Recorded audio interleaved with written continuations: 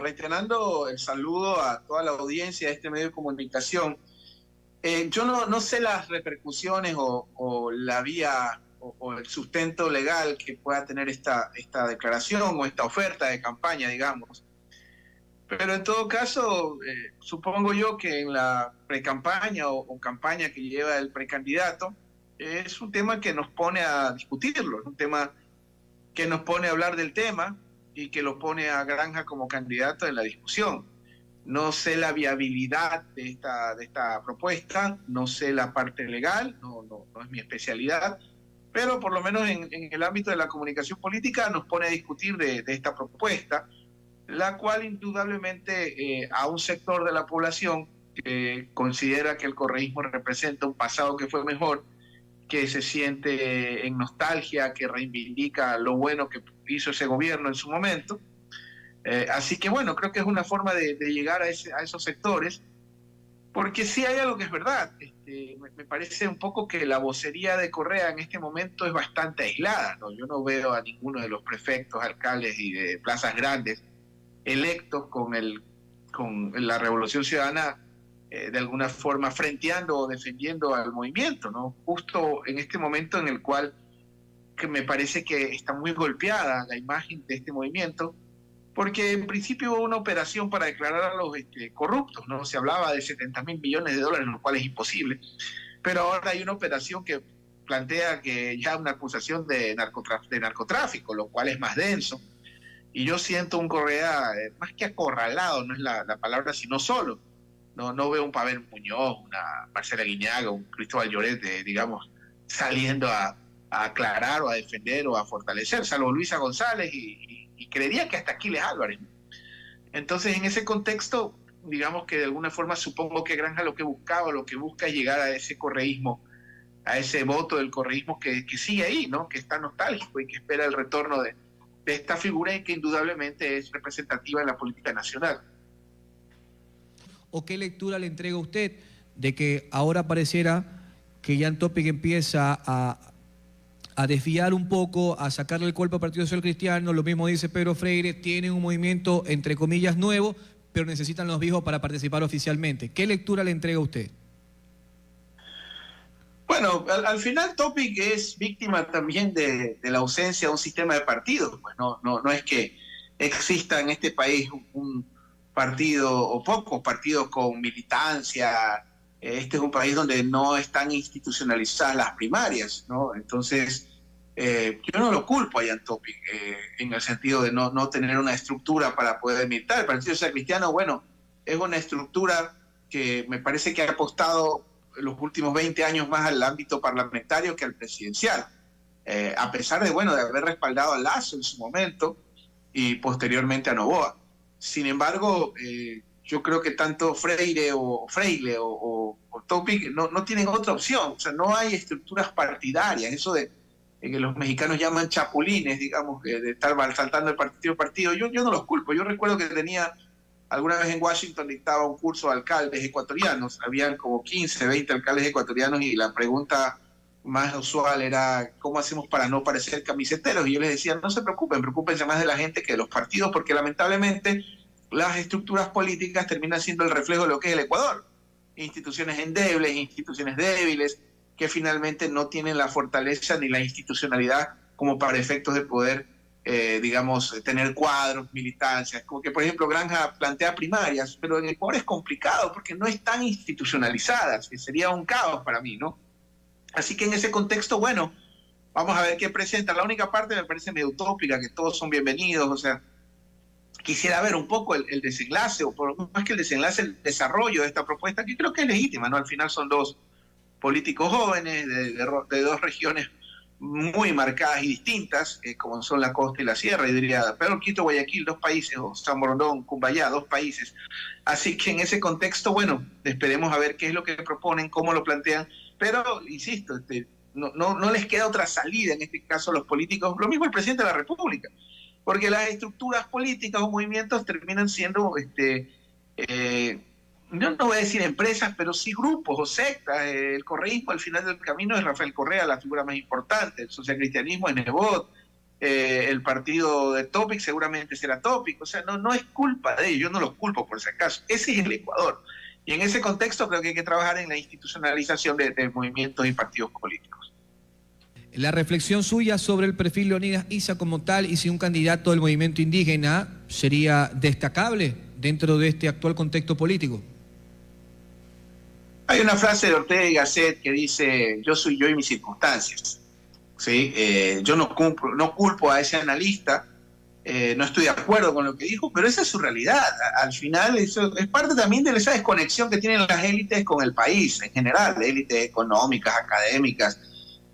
Quito es una élite que concibe el país hasta el túnel de Guayasamín. Entonces al final él no creo que fue mala persona, o sea, narró su realidad, o sea, qué horror, un indígena presidente, que no es de buena familia, que no habla inglés, o sea, al final solo describió su realidad, o sea, no es de sorprenderse, más que acusarlo, o sea, al final él actuó como pensaba, ¿no? Y ese es un problema que el país tiene en general, con sus élites, ¿no? Una desconexión absoluta con la realidad del país. Sobre Leonidas Issa, yo creo que hay que tomar en cuenta Pachacuti, elección del 21, segunda fuerza parlamentaria y a nada de la segunda vuelta.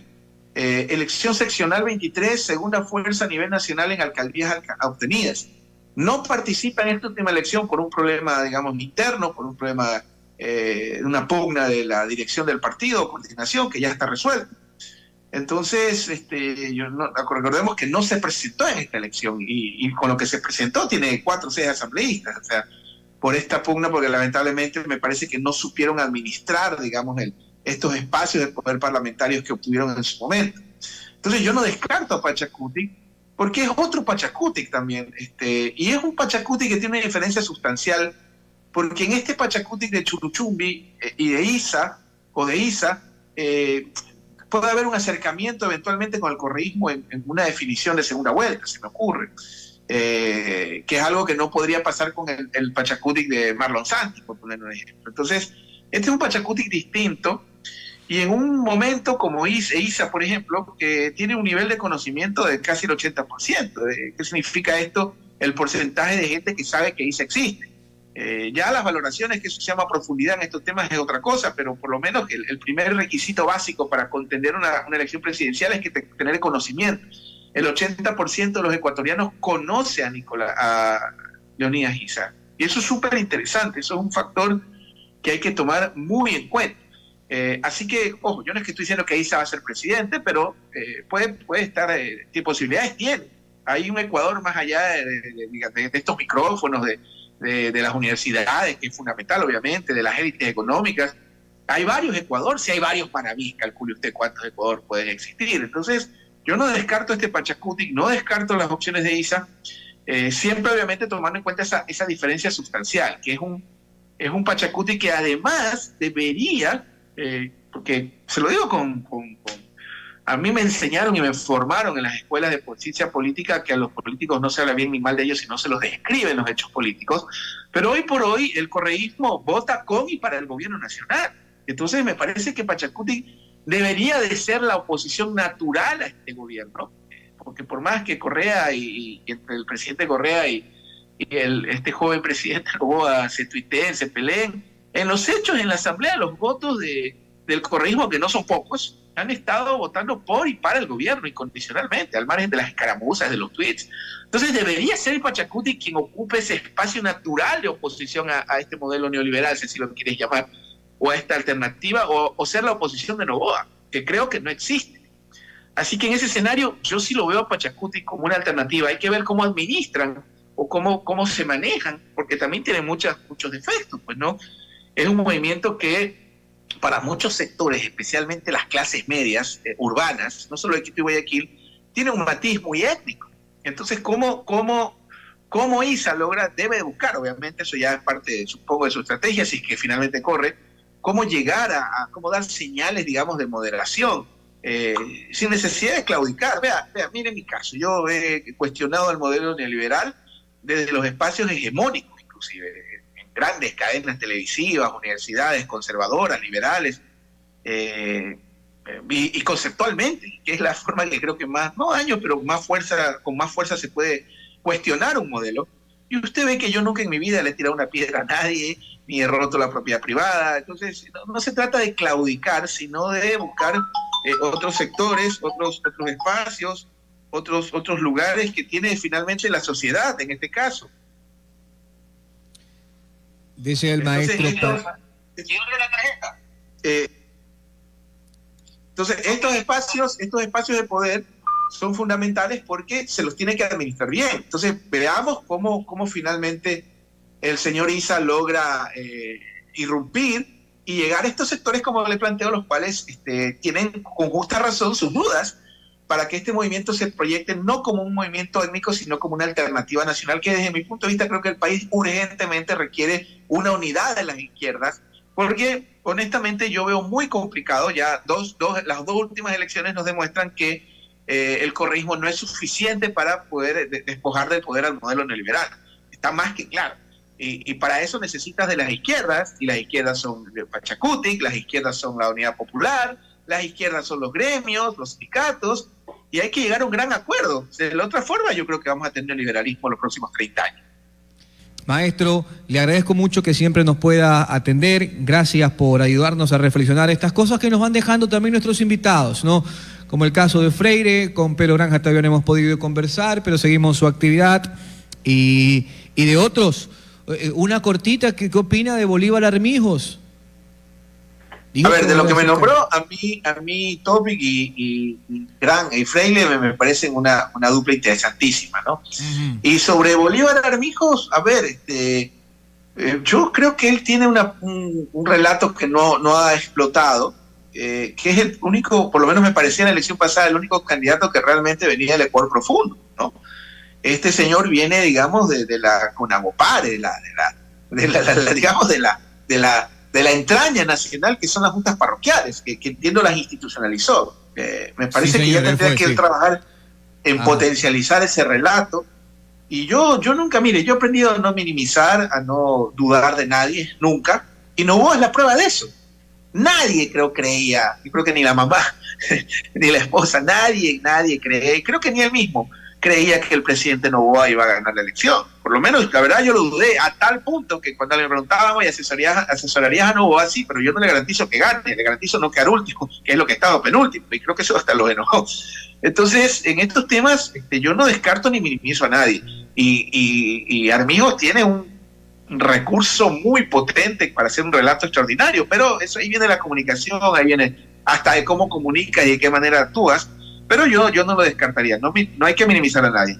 Yo saco de esta conversación tres conclusiones. La primera, Pachacuti tiene opciones, vamos a ver cómo las administra. La segunda, es una dupla muy bonita, Topic y Freire, esperanzadora, digo, en este clima de cambio, ¿no? Vamos a ver, pero bueno, yo creo que son muy de derecha. Y por otro lado, Armijos, vamos a ver cómo administra también estos recursos que él tiene de su historia de vida, que a mí me parece, yo la leí hace poco, yo estaba muy poco informado, y ojo, recordemos que el poder más cercano al ciudadano siempre es el local, y las juntas parroquiales para mí son algo maravilloso. Les mando un gran abrazo y agradecimiento como siempre a usted y a su equipo. Gracias.